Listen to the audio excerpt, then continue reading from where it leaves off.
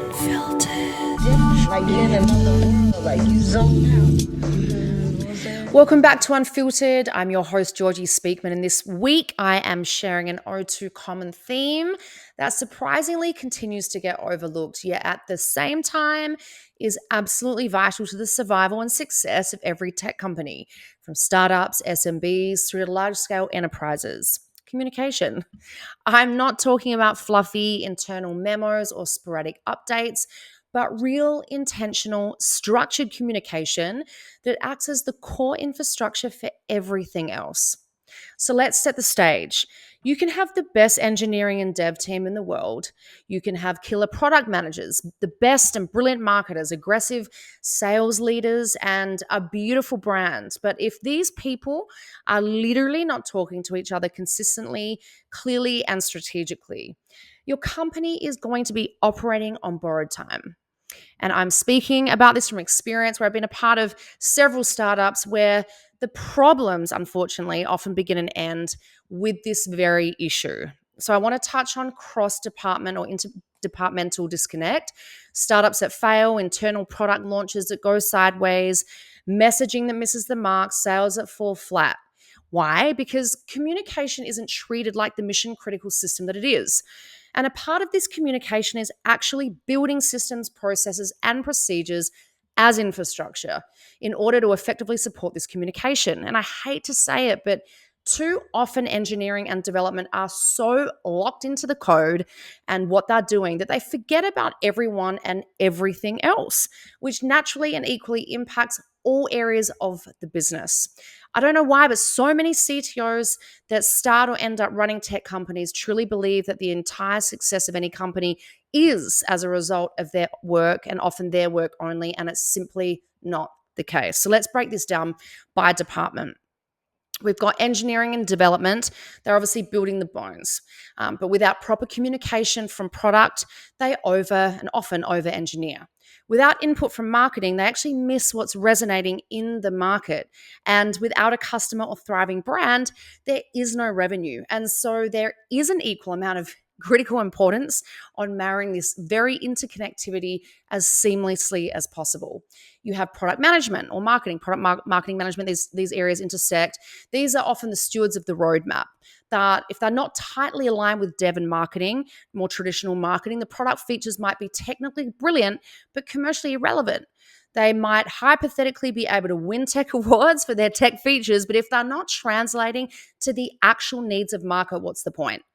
So we're not building for ego. Marketing and communications. This includes brand, PR events, content, creative, social, you name it, all of it.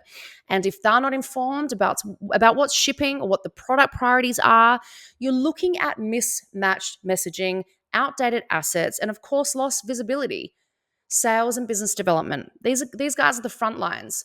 They need to know what they're selling and why it matters. They need enablement.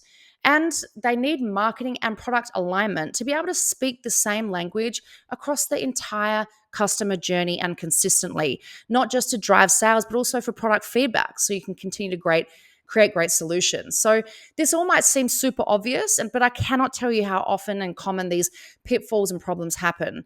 And so what happens when communication fails? It's when the infrastructure isn't prioritized. And when that is the case, you often see engineering and dev building in silos with dev cycles misaligned to the user needs. Product managers are often under pressure but unclear on priorities or customer voice. Marketing can end up being at risk of pushing messaging that no longer reflects the roadmap. And sales can be pitching features that haven't even shipped yet or don't even work. So executives wondering why growth is flat or churn is high, and the problem list can obviously go on and on. But it's this is where you see entire companies collapse under the weight of poor communication, and yet all of it is so preventable. So what does effective communication infrastructure look like? Well, here are a few of the non-negotiables, at least you'd hope. So centralized communication platforms, the use of Slack, Notion, Asana, Linear, whatever your stack is, make it visible and centralized. Keep everyone in the loop on priorities, timelines, roadmaps, and go-to-market. Structured syncs, so weekly or bi-weekly all hands. Department specific check-ins, cross-functional working groups. Don't just talk, track. hold one another accountable. Shared language, align on the same terminology across departments. So if MVP, launch, or feature ready mean different things to different people, you're already behind. Go to market bridges. So creating real bridges between product marketing and sales. That includes shared launch calendars, enablement materials, getting tongue-tied today, and pre-mortems before anything ships. Transparency and documentation.